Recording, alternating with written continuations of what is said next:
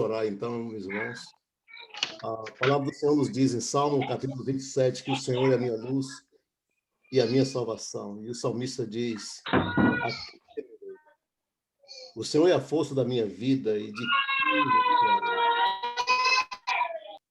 E o versículo 7 diz: ouve, Senhor, a minha voz quando clamo. Tem também piedade de mim e responde-me. Senhor, e diz a palavra do Senhor também que o Senhor não esconde o seu rosto de nós.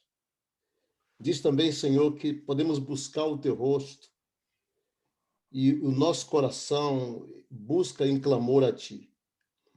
Tua palavra diz também, Senhor, que tu nunca esconde de nós as revelações mais profundas do teu coração com a intenção de ajudar-nos. E o versículo 11 do Salmo 27 diz: ensina-me, Senhor, o teu caminho e guia-me pela vereda direita por causa dos que me andam espiando. Senhor, nós temos a certeza no nosso coração, Senhor, de que tu estás mais interessado com o nosso bem-estar do que a nossa própria expectativa humana. Verdade, Deus. Senhor, e te clamamos nesta noite, neste encontro de amigos, neste encontro que tu preparaste, Senhor, com pessoas tão especiais, Amém. com pessoas tão bem direcionadas.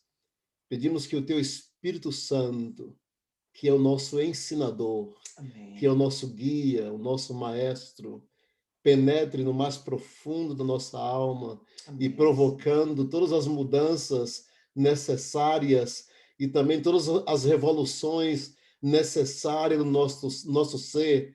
Senhor, que provoque a mudança que o Senhor quer para melhorar e reestruturar a nossa existência. Amém, Senhor, para que nossos pensamentos estejam de acordo aos teus pensamentos.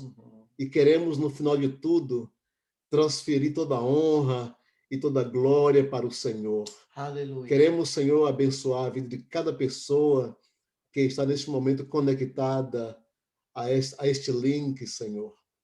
E conectamos agora o nosso coração ao teu coração. Senhor, e pedimos que a vida do pastor Eufrásio, do doutor Eufrásio, seja completamente, neste momento, orientada Amém, e gestionada pelo teu Espírito Santo. Aleluia. Senhor, para que sua sabiência psicológica e de profundidade do ser chegue no mais profundo da nossa necessidade, Senhor. Amém, Senhor. E nós te oramos no nome de Jesus. Aleluia. Amém. Amém. Amém. Amém. Gente bonita, é um prazer grande estarmos juntos em mais este momento. Tem sido um privilégio para mim, desde que esse grupo nasceu.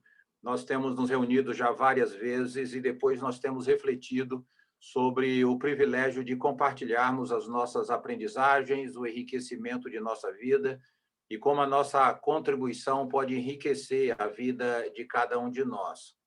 Foi por causa disso e reconhecendo a competência de cada pessoa que participa desse grupo e a influência de liderança que cada um tem, desde o seu ambiente familiar, ao seu ambiente profissional, também ao seu espaço religioso, que nós começamos na live passada compartilhar um pouco da nossa aprendizagem sobre o comportamento humano enquanto psicólogo e enquanto teólogo.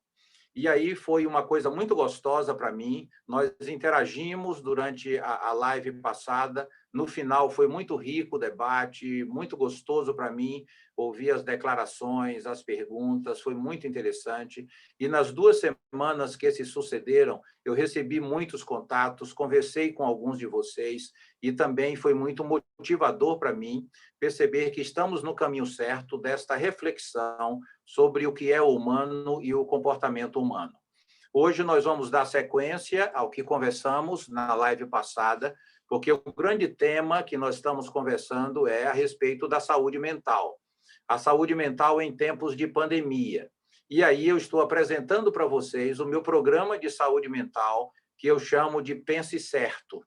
Começamos na live passada, onde demos uma apresentação geral do nosso programa, E hoje nós vamos entrar mais num detalhe específico, que é o primeiro pilar, o primeiro ponto de referência do nosso programa. Mas eu quero trazer apenas uma pergunta da live passada, que para mim é fundamental para a gente fazer essa alteração do que falamos para o que iremos falar hoje. É a seguinte pergunta: como me tornei quem sou? Nesse momento em que nós estamos conectados, espalhados pelo mundo, né, em vários locais onde nós estamos, cada um de nós se apresenta aqui numa experiência pessoal, nesse momento físico e tecnológico em que nós estamos. Mas a pergunta é muito pertinente. Que caminho você percorreu e o que aconteceu com a sua vida para você ser exatamente esta pessoa que está aqui diante de mim? Essa é uma pergunta que normalmente eu faço nas primeiras sessões com os meus pacientes. Como você se fez? Empiricamente, queridos e queridas, nós achamos que nascemos prontos. Achamos que nascemos prontos e vamos nos repetindo ao longo da vida. Empiricamente também pensamos que milagrosamente chegamos a esta noite sem desenvolvimentos, sem interações sociais e sem esforço em nossa vida. Mas, na verdade, não foi assim. E hoje nós vamos trabalhar esta ideia falando sobre o pensamento certo. E o programa de saúde mental, ele tem 5 pilares. Pensar certo é o primeiro pilar, atividade física, o segundo, alimentação saudável, grupo de apoio e espiritualidade saudável. Eu entendo e eu tenho visto isso funcionando, primeiro em minha própria vida, e depois na vida daqueles a quem tenho acompanhado semanalmente no meu grupo de pacientes e em palestras que tenho feito também em lives e presencialmente. Então, o programa de saúde mental Pense Certo, ele necessita ser praticado. Ele não é um programa para ser aprendido. Aprendido, obviamente, é o primeiro passo, mas nós não podemos ficar na aprendizagem. Ele precisa ser praticado. E então eu quero usar uma metáfora de Jesus hoje com vocês, que é a metáfora que ele fez ao concluir o Sermão da Montanha. Ao concluir aquele ensino belíssimo que Mateus registrou nos capítulos 5, 6 e 7, Jesus termina o capítulo 7 e ele diz o seguinte: quem ouve estas minhas palavras e as pratica, vai ter um resultado na sua vida. É como um homem que edificou a sua casa sobre a rocha. Mas aquele que ouve as minhas palavras e não pratica, também vai ter um resultado. Só que é como um homem que edificou a sua casa sobre a areia. Por isso que este programa que eu desenvolvi, ele é um programa que depende da prática. Por isso que eu tenho visto pacientes evoluindo numa velocidade muito grande por conta da prática, e outros pacientes que evoluem numa lentidão muito maior, e alguns que estão, inclusive, estagnados porque não praticam o plano de pensar certo. E aí é onde eu quero compartilhar com vocês essa ideia, na expectativa de que você não apenas absorva esse conteúdo, mas que você também passe a praticá-lo em sua existência. Paulo um dia escreveu, quando ele escreveu aos Coríntios 13:1, ele disse o seguinte: quando eu era menino, falava como menino, pensava como menino, raciocinava como menino. Mas veja o que ele diz agora: quando me tornei homem, deixei para trás as coisas de menino. E essa é uma ideia muito gostosa para nós refletirmos. Porque o pensar certo, que eu gostaria de que vocês absorvessem, é uma ideia que tem que fazer exatamente essa alteração de pensamento. Como eu cheguei até aqui e algumas coisas geraram angústias, dores e dificuldades em minha vida, eu preciso fazer essa alteração. E Paulo diz muito bem, ele disse: eu pensava de um jeito quando eu era menino, mas agora eu sou gente grande e meu pensamento mudou. E é exatamente isso que compõe o meu programa, que é a mudança de pensamento que nós precisamos fazer. Então, pensar certo, o que significa? Preste atenção nessa pergunta, porque é importante você entender o bojo desta colocação. Pensar certo não é, e aí eu vou falar duas conotações negativas do que não é. primeiro, não é pensamento positivo. Então, quando eu falo para você sobre o pensamento certo, eu não estou lhe falando de acordar de manhã e fazer afirmações positivas, e você fazer declarações positivas, e você ler livros sobre pensamento positivo. Não é isso que eu estou falando. Pensamento positivo é uma bobagem, pensamento positivo não tem comprovação científica, pensamento positivo não se sustenta num avião enfrentando uma turbulência na iminência de desabar e você dizer está tudo tranquilo, não vai ter nenhum problema. Não está tranquilo, o momento é delicado e não adianta pensar certo nesse sentido de pensamento positivo, ok? Então, pensar certo não é pensamento positivo. Em segundo lugar, pensar certo não é pensamento negativo. É a pessoa que acorda e não acredita em suas competências de enfrentar a agenda daquele dia e ele já olha para a sua agenda reconhecendo que ele não tem condição, que ele vai sofrer, aquilo que ele vai fazer não lhe oferece o conteúdo e a capacidade e aí ele passa a sofrer. Então, veja, pensamento certo não é pensamento positivo, pensamento certo não é pensamento negativo. Então, o que significa? É agora que eu quero trazer uma afirmação do que é o pensamento certo. Pensar certo é pensar com profundidade a realidade humana. Pensar certo é pensar a realidade que eu estou inserido, o drama que desabou sobre a minha vida, o diagnóstico ruim que eu recebi do meu médico, o desemprego, a pandemia, a dificuldade a que todos estamos inseridos. Então, é pensar com profundidade esta realidade. Por quê? Porque quando chegamos ao planeta, nós recebemos pensamentos pensados sobre tudo. Quando nós aterrissamos aqui, já nos disseram o que era a vida, como deveríamos nos comportar, como deveríamos nos relacionar com as pessoas, como deveríamos nos vestir. E aí nós fomos aprendendo coisas que já estavam prontas em nossa vida. E aí eu me lembro de uma música do baiano Raul Seixas, quando ele disse: eu prefiro ser esta metamorfose ambulante do que ter aquela velha opinião formada sobre tudo. Eu percebi, queridos e queridas, no consultório, que muitos pacientes chegavam para mim, especialmente pessoal com ansiedade, com depressão, com pânico, com fobia e vários problemas nesta dimensão de transtorno, e eles estavam produzindo esse sofrimento a partir dos pensamentos que já estavam prontos e que eles captaram há muito tempo e estavam apenas repetindo em suas vidas este comportamento. Por isso que é necessário nós fazermos metamorfoses em nossos pensamentos para mudarmos o pensamento que aprendemos, inclusive a respeito de nós mesmos, para que façamos essa mudança e essa alteração. A saúde mental exige 3 coisas básicas que nós precisamos compreender. Primeiro, eu preciso pensar os meus próprios pensamentos. E isso não é fácil. Por eu já ter recebido esses pensamentos pensados, eu passo a pensar a partir dessas matrizes que me formaram. O ambiente familiar, a igreja, a escola, os amigos, a sociedade mais ampla, e eu passo a funcionar a partir desses pensamentos. E muitos desses pensamentos não funcionam mais, não tem a ver com a minha realidade, não tem a ver nem com a transcendência que hoje eu caminho com ela. Então, eu preciso aprender a construir os meus próprios pensamentos. Em segundo lugar, eu preciso me reinventar. E reinventar tem que ser algo absurdamente pessoal. Eu não posso fazer isso copiando modelos, me comparando e achando que o jeito do outro serviu para mim.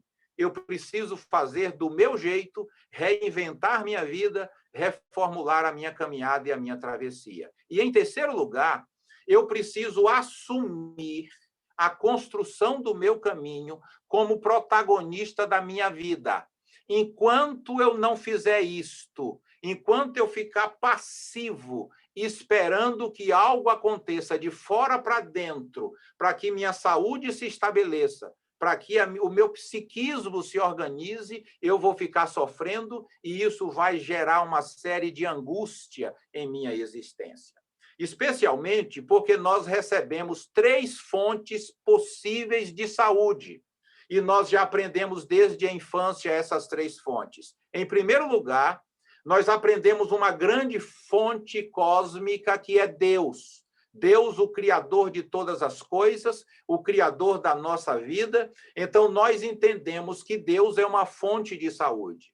Em segundo lugar, nós aprendemos que o outro também é uma fonte de saúde. E esse outro aqui tem um leque grande. É o meu pai, é o meu professor, é o meu pastor, é o meu médico, é o meu psicólogo, é o psiquiatra. E aí eu entrego para esse outro a saúde psíquica de minha vida.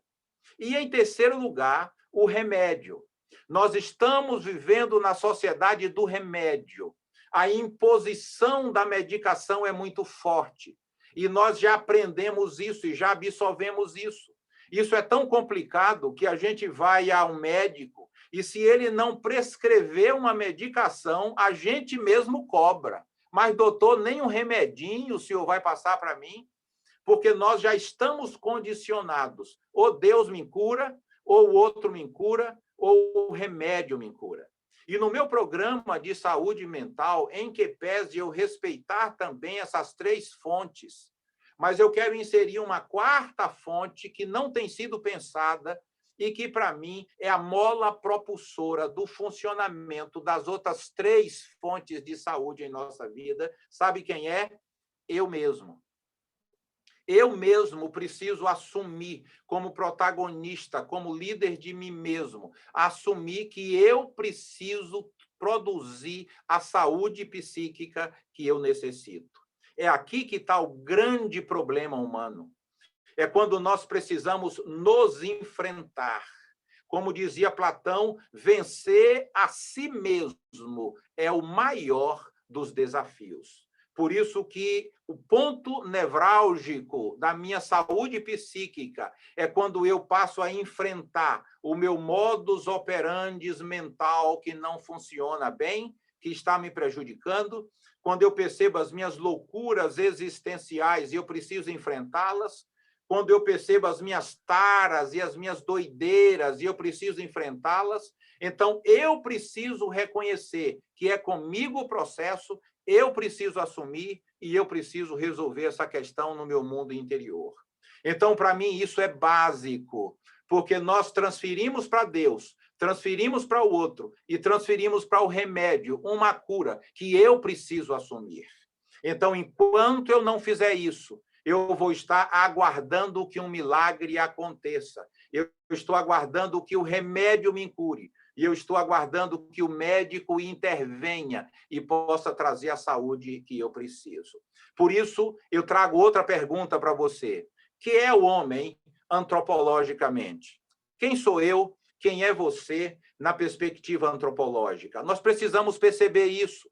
Porque um dos pensamentos errados, queridos e queridas, que nós recebemos, especialmente num contexto de religiosidade, é que nós somos pessoas como se fôssemos um zero à esquerda, sem nenhuma capacidade, sem nenhuma competência, sem nenhuma potencialidade, e nós não fôssemos nada.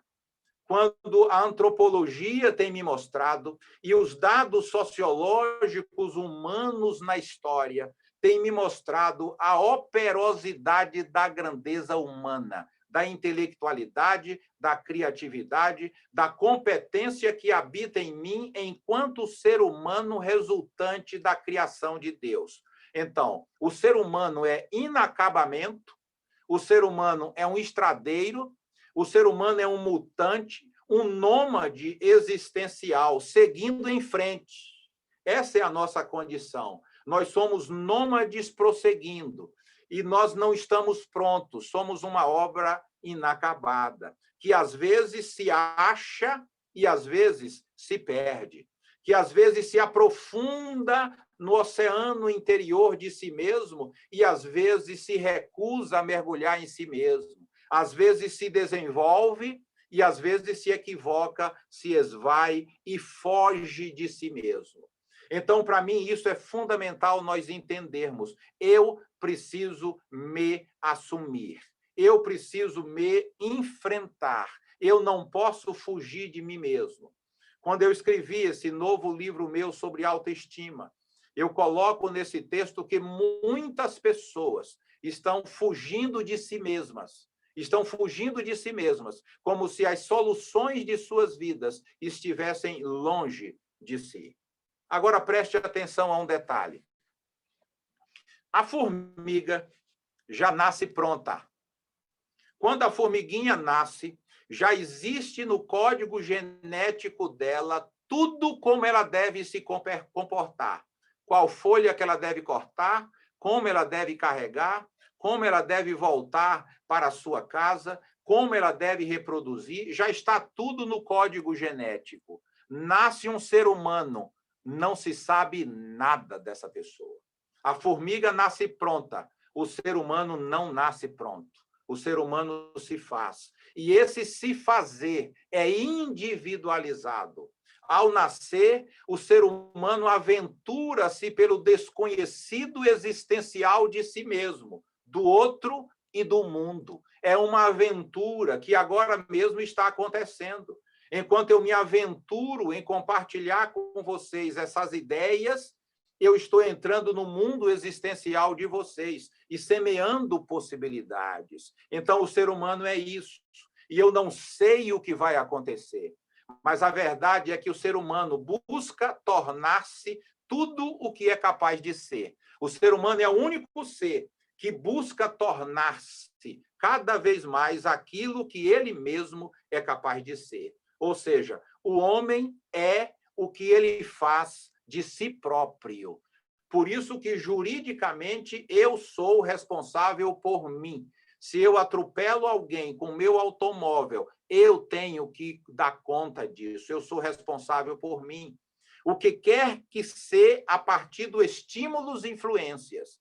Então, eu me torno, a partir das influências que eu recebo, a partir dos estímulos que eu recebo, numa configuração interna permanente em minha existência. O homem cria o que ele é e se torna a cada dia. Então, cada dia nós temos estímulos, cada dia nós recebemos influências e cada dia nós vamos nos reconfigurando ou não a nossa vida. Por isso, nós poderemos nos tornar melhores ou poderemos nos tornar piores. Infelizmente, eu conheço essa dinâmica em muita gente boa. Pessoas que, ao envelhecer, não se melhoraram. E pessoas que, ao envelhecer, se tornaram pessoas extremamente leves, agradáveis, gentis, gente que atrai gente e que gente gosta de estar com ele. Por isso, queridos, eu tenho trabalhado para que minha vida agora, conversando com vocês, seja minha melhor versão. Ou seja, conversando com vocês agora, eu posso afirmar que eu sou o melhor Eufrásio que eu já fui em minha vida.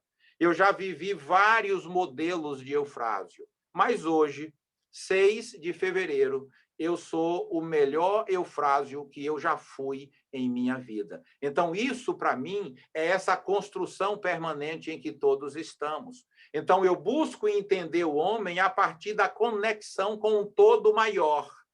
Eu não olho para o homem apenas numa perspectiva da miserabilidade de um ser pecador. Isso, para mim, é muito pequeno para definir a grandeza do humano. Eu olho para o cosmo, olho para a Via Láctea, olho para o sistema solar, o planeta Terra, o ecossistema, os seres vivos do planeta Terra, olho para essa sinfonia planetária e eu sou apaixonado por essa ideia e eu vejo uma perfeição de funcionamento em todas essas realidades, mas na comparação fisiológica entre os humanos e os outros seres, há muito pouca diferença. Não há grandes diferenças se você pegar o funcionamento de um coração humano e comparar com o funcionamento do coração de um macaco, de um cachorro, de um boi, de uma galinha. É o mesmo sistema funcionando. O coração, os pulmões, Inclusive, em termos de visão, nós perdemos para alguns outros seres do planeta Terra. A águia, por exemplo, ganha de nós com milhares de distância a grandeza humana. Tudo o que nós superamos os outros, superamos a tudo e a todos no raciocínio. Superamos a todos a partir da complexidade do pensamento humano. É aqui que está a grandeza humana. E nós corremos o risco de nós perdermos exatamente essa percepção da grandeza que é pensar, da grandeza que é raciocinar, da grandeza que é eu estar produzindo esse pensamento aqui e você está me ouvindo, decodificando e se unindo a milhares de coisas da experiência da sua vida, concordando e discordando, acrescentando e levando para o seu mundo interior. Isso é a competência do humano. Então, um pesquisador americano na área de psicologia, ele trabalhava na universidade exatamente com chimpanzés e a dinâmica do psiquismo, e aconteceu um fenômeno interessante. Uma chimpanzé deu cria e a esposa dele teve bebê praticamente na mesma época. E aí despertou uma curiosidade científica no pesquisador. E ele passou a monitorar os dois bebês, o bebê da chimpanzé e o bebê da esposa dele. E ele percebeu que, durante certo tempo, os dois bebês agiam exatamente iguais. Exatamente iguais. A diferença é que, quando o filho dele adquiriu a linguagem, foi embora da diferença do chimpanzé.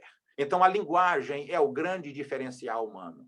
Lacan dizia que o inconsciente humano é linguagem.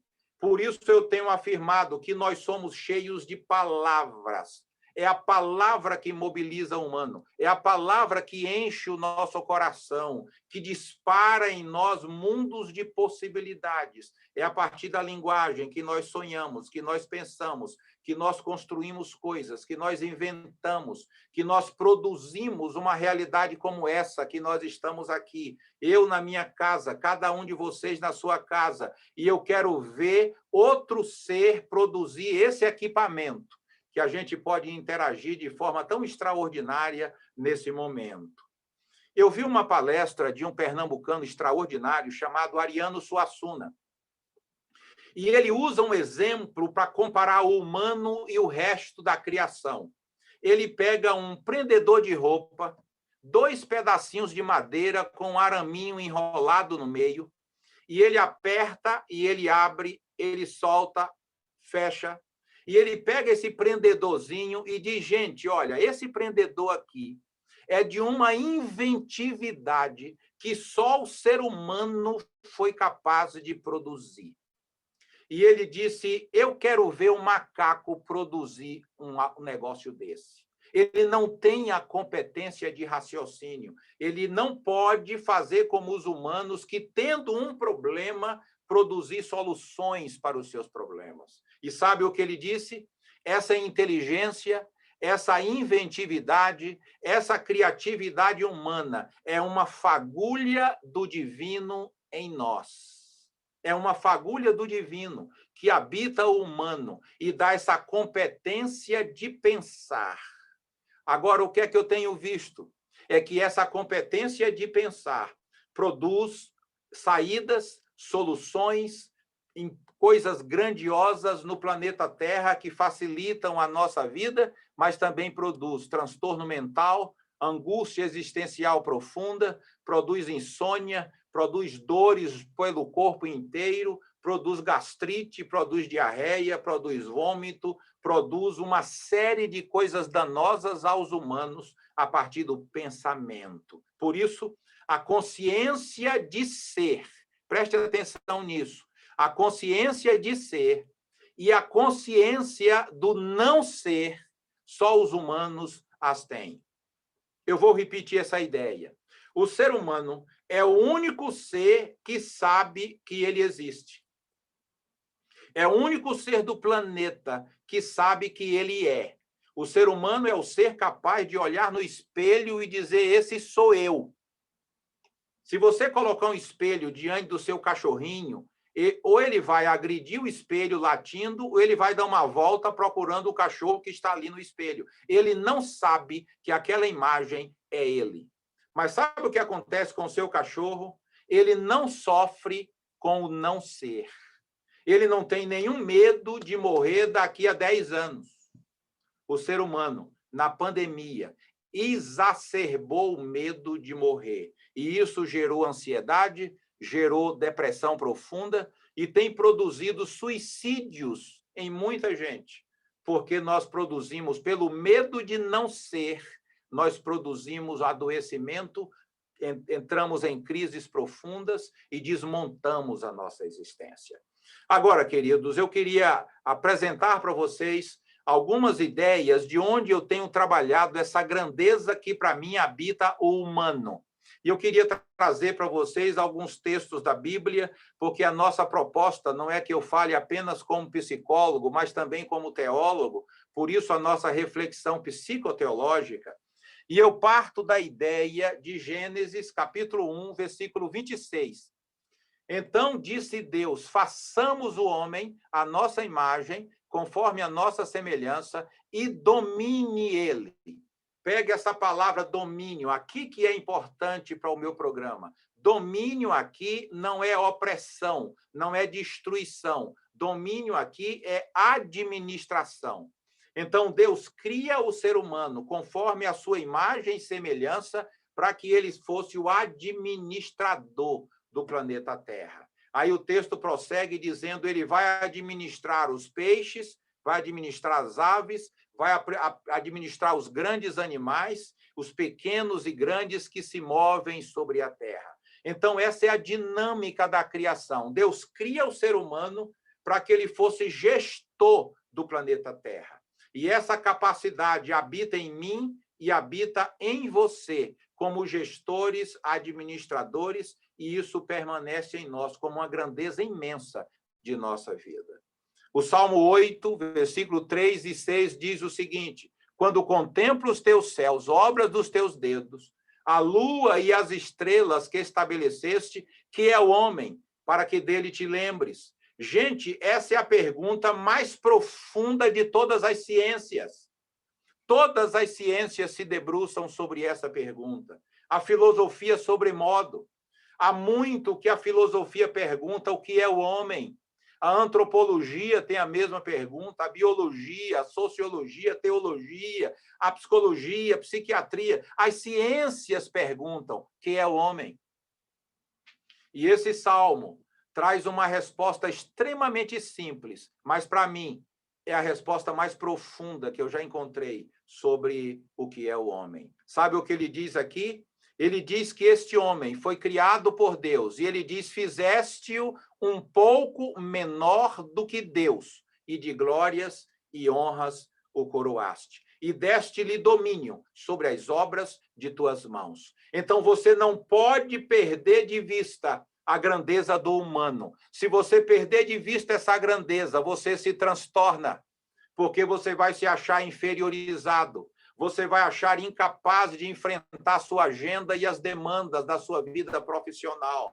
Você vai ter medo de enfrentar a vida porque você não reconhece a grandeza que é ser gente, criado por Deus, habitado com a imagem e semelhança do Deus eterno. E isso pode enriquecer demais a sua visão de si mesmo. Eu conheço muitas pessoas que estão sofrendo por serem quem são. Não acreditam em si mesmos, não acreditam em suas competências, não acreditam em suas potencialidades, e por isso elas sofrem profundamente, não com os fenômenos externos, mas com os fenômenos internos, porque elas não acreditam em suas competências, em suas capacidades, não acreditam em si mesmas. E quando eu penso nesse salmo, quando diz que Deus me criou inferior somente a Ele mesmo, sabe qual a ideia que me ocorre?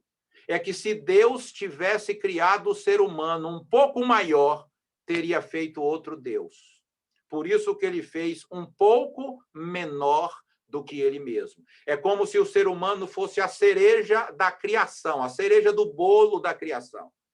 E aí nós precisamos assumir essa competência que habita o humano e que está em nós, e a Bíblia diz que ele nos deu essa competência, a grandeza de ser criado por Deus, inferior somente a ele mesmo. E deu domínio, administração sobre as obras de suas mãos. Então você não pode perder isso de vista. Sabe por quê? Porque a competência que Deus colocou em nós, não colocou no cachorro, na galinha e no boi. É a capacidade de sermos pensadores. Então, cada um de nós aqui é um pensador, é uma pensadora, um ser competente para gerir o planeta Terra. Por isso que Aristóteles afirmava que o ser humano é um animal que pensa. O ser humano é um animal que pensa. E você precisa assumir a dinâmica de ser um pensador. A outra afirmação que eu quero trazer para vocês e que está estruturado o meu projeto, o meu programa de saúde mental, é que na queda, que a Bíblia diz em Gênesis 3, que Deus não reduziu a grandeza do humano. Com a queda, o homem deu as costas para Deus. Infelizmente, deu as costas para Deus, mas a grandeza que ele foi criado permanece no homem e na mulher. O ser humano achou que ele poderia seguir o seu caminho sem Deus. Aí está a grande besteira. Mas o homem tem competência. Deus não tomou a competência do humano. Então, poderia afirmar, de costa para Deus, ele é grande, mas é um grande pecador. Por isso que nós precisamos assumir a nossa grandeza, porque somos pensadores, criados por Deus, capazes de conduzir a nossa vida a partir do pensamento. Enquanto eu estava estudando essa dinâmica e produzindo esse programa faz algum tempo, eu descobri um texto da Bíblia que eu não o conhecia nessa tradução, que é o texto de Provérbios, capítulo 4, versículo 23. Eu conheci esse texto na linguagem convencional. Na linguagem convencional diz, sobre tudo o que se deve guardar, guarda o teu coração, porque dele procedem as fontes da vida. Eu lia isto, achava uma poesia belíssima, memorizei essa poesia, mas não tinha a menor ideia do que isso queria dizer. E um dia, lendo o livro de Provérbios na tradução da linguagem de hoje, quando eu cheguei no capítulo 4, versículo 23, meus olhos se abriram diante desse texto, porque o texto diz o seguinte, tenha cuidado com o que você pensa, pois a sua vida é dirigida pelos seus pensamentos. Ou seja, eu estou aqui com vocês, compartilhando essas aprendizagens, isto pelo pensamento. Eu estou conduzindo a minha vida pelo pensamento. Administro a mim mesmo através da competência de pensar. Você administra a sua vida pela sua capacidade de pensar. Enquanto você não entender isso, você não vai fazer os seus enfrentamentos. Você vai ficar pedindo para Deus mudar seus pensamentos. Você vai ficar pedindo ao seu psiquiatra para lhe dar o ansiolítico. E você vai ficar pedindo às outras pessoas para que resolvam os seus problemas, quando você é capaz de mudar os seus pensamentos. Quantas vezes eu ouvi na minha travessia religiosa, desde 78, pessoas dizendo, Deus, muda os meus pensamentos.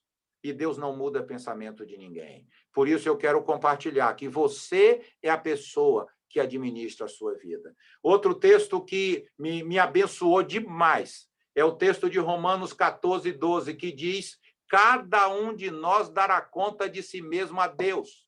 Então, veja que interessante. Se eu terei que dar conta de mim a Deus, eu sei tomar conta de mim. Entende a lógica? Porque se eu não tivesse capacidade de cuidar de mim, como diz Provérbios 4, 23, eu não poderia dar conta de mim. Mas Deus me criou com capacidade de cuidar de mim para poder dar conta de mim. Então, a realidade é profunda dentro disso.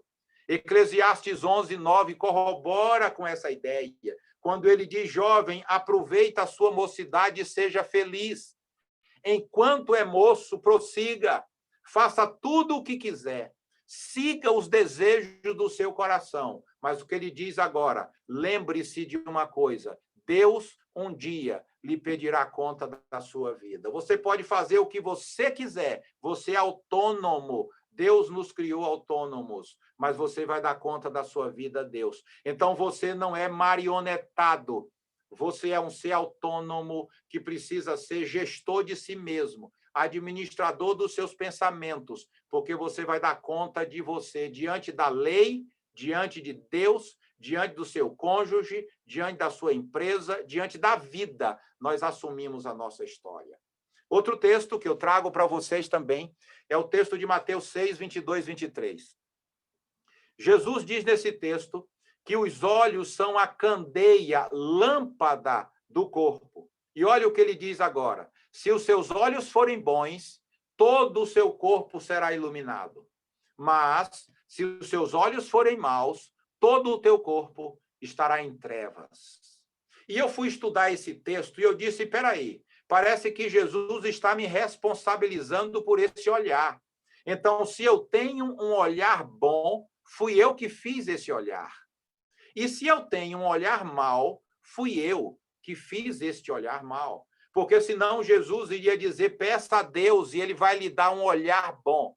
Não é isso. Eu construo o meu olhar. Eu sou responsável pelo que eu penso quando eu olho para determinada pessoa, para que eu analise os fenômenos da vida. E eu tenho percebido, queridos, que muitos do adoecimento que nós temos tem a ver com o olhar que nós temos para os fenômenos que nos acontecem. Como é comum eu atender uma pessoa e perceber o sofrimento dela, não pelo que está acontecendo, mas pelo que poderá acontecer. Como as pessoas sofrem por aquilo que ainda não é, mas que poderá ser. E isso gera uma angústia existencial. E a ansiedade é exatamente isso, é um sofrimento por aquilo que não é, porque eu imagino, e o meu cérebro absorve essa ideia, porque o meu cérebro não trabalha com ficção, ele só trabalha com coisas concretas. Então, quando eu estou assistindo a um filme de suspense, eu posso tomar choque, chorar, ficar todo tenso pelo que está acontecendo no filme, e o filme é uma ficção, mas o meu cérebro não sabe disso. Então, o que nós pensamos gera comportamento, mobiliza a nossa vida, desequilibra hormônios, acelera o coração, traz angústias existenciais e produz sofrimentos imensos. Há um livro de um cardiologista pernambucano chamado Quem Ama Não Adoece. Procure esse livro, leia-o, esse livro vai lhe ajudar.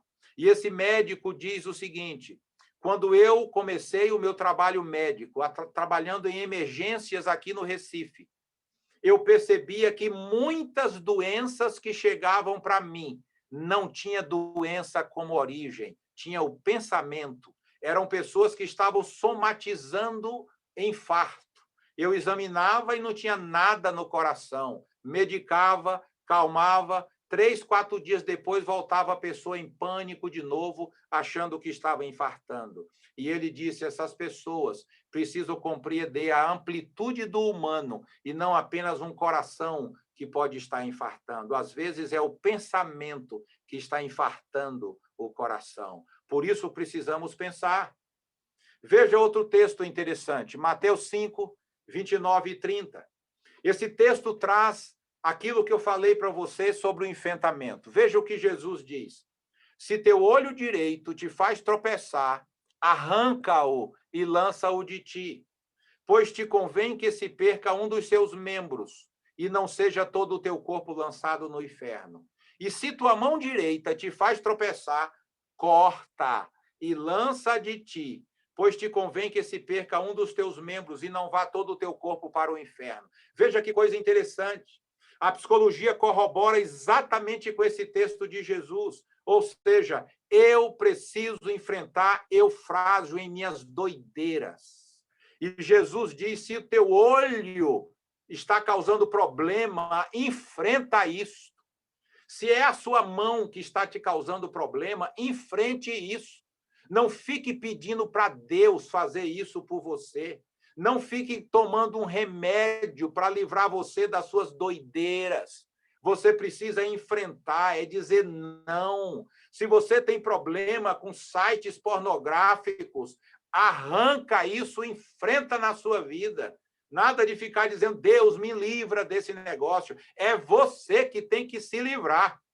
Se o seu problema é alcoolismo, é você que tem que se enfrentar. Nós precisamos aprender que Deus nos criou competente para enfrentarmos a nós mesmos e vencermos a nós mesmos. Aí nós precisamos mudar essa perspectiva do humano, um humano fracassado, que não tem condição, que não tem capacidade, que tem que buscar tudo em Deus, que tem que buscar tudo no outro, que tem que buscar tudo no remédio.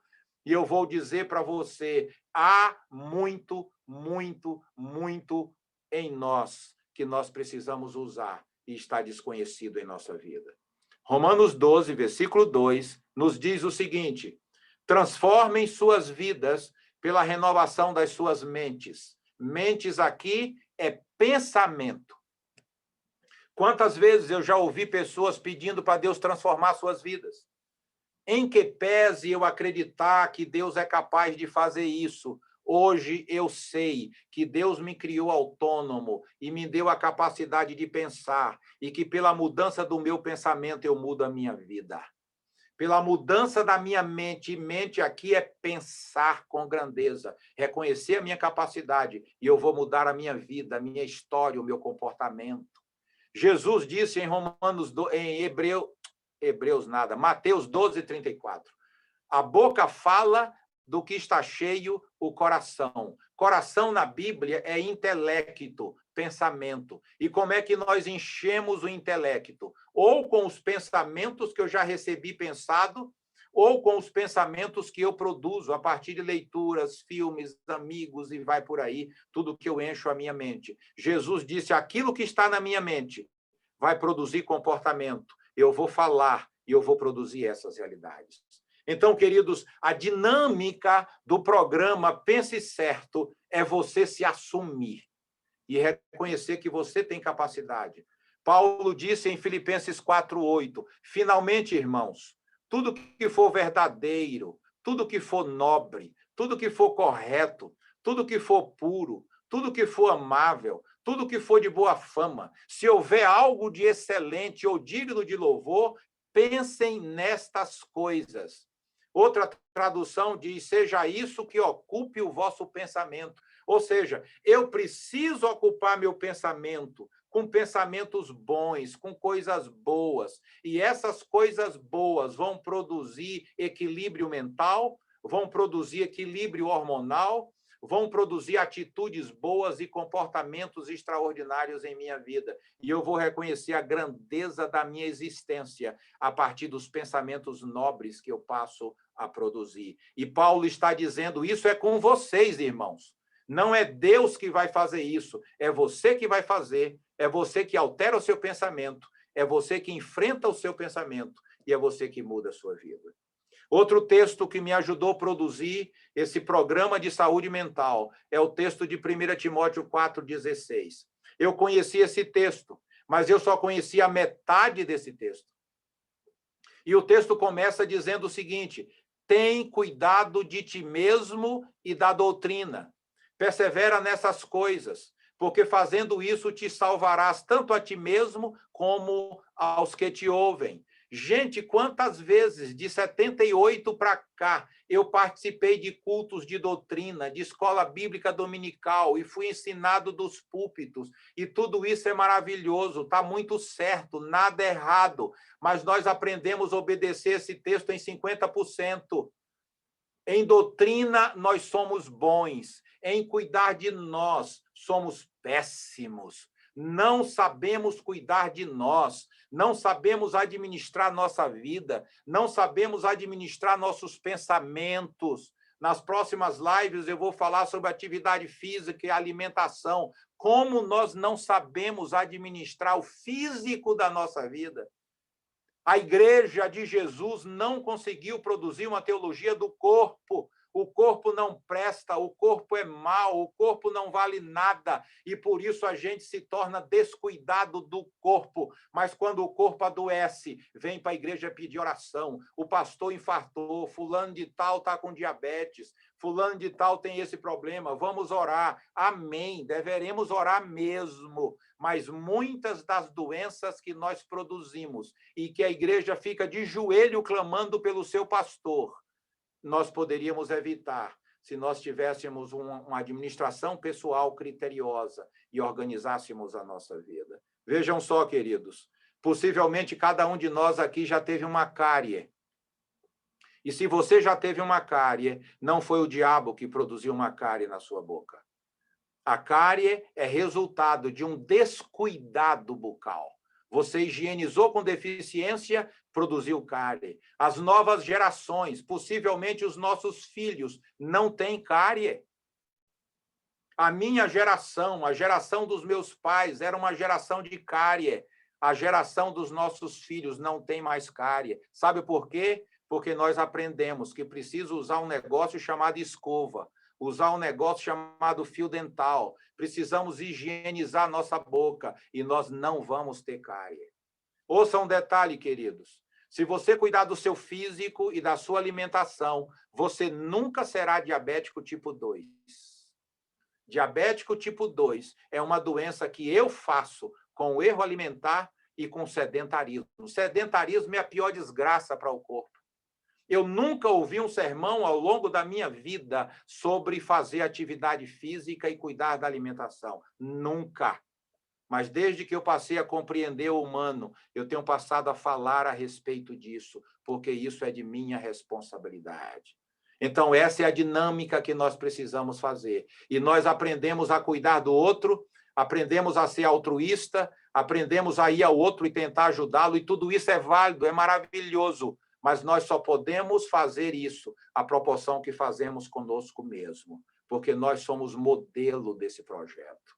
Então, Jesus disse o seguinte, Mateus 7, 3 e 4, por que é que você vê o cisco que está no olho do teu irmão e não repara a trave que está no seu?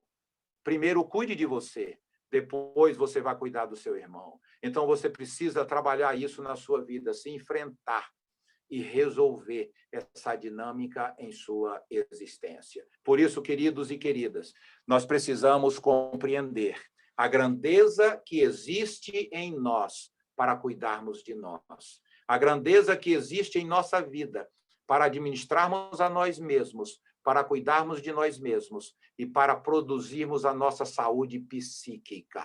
Nas próximas lives, eu pretendo falar a respeito do pensar certo e os seus 5 pilares do pensar certo. Eu estou explicando para vocês o primeiro pilar do programa de saúde mental Pense Certo. E eu preciso agora parar por aqui. Eu quero ouvir vocês, eu quero ouvir perguntas de vocês, eu quero abrir o debate com vocês, mas o fundamental de hoje é que você compreenda a grandeza do humano que habita em você, que é capaz de cuidar de você, de administrar seus pensamentos e fazer uma reengenharia em sua mente, colocando você em outra dinâmica, em outra possibilidade e em outro caminho. Na live passada, eu compartilhei com vocês de que eu sofri de ansiedade, eu fiz uma única endoscopia no ano de 1983, quando o médico me disse que o meu problema era o pensamento. Eu estava pensando a vida de maneira errada, por isso meu estômago estava se contorcendo em problemas. Quando eu aprendi a pensar certo, sarei o estômago, porque ele não tinha nada. Por isso, muitos casos de gastrite que eu tenho encontrado nada mais é do que pensamento errado, que produz angústia e o estômago se arrebenta, viaja para uma úlcera que evolui profundamente e a pessoa sofre. E ela vai ao médico, e o médico medica a úlcera. E não fala para ele que o problema está cá em cima e não no estômago. Ele está pensando a vida de maneira errada. Por isso, queridos e queridas, eu e você poderemos administrar bem a nossa vida, poderemos reorganizar o nosso mundo, poderemos sarar de ansiedade, sarar de pânico, sarar de fobias, sarar de depressão, a partir de uma construção diferente do nosso mundo mental. Eu quero, então, abrir agora, eu devolvo a palavra para Gilmar, para que ele possa abrir aí algumas possibilidades de pergunta e a gente possa interagir um pouquinho a partir desse momento agora. Um grande beijo a cada um de vocês. Prazer grande estarmos juntos.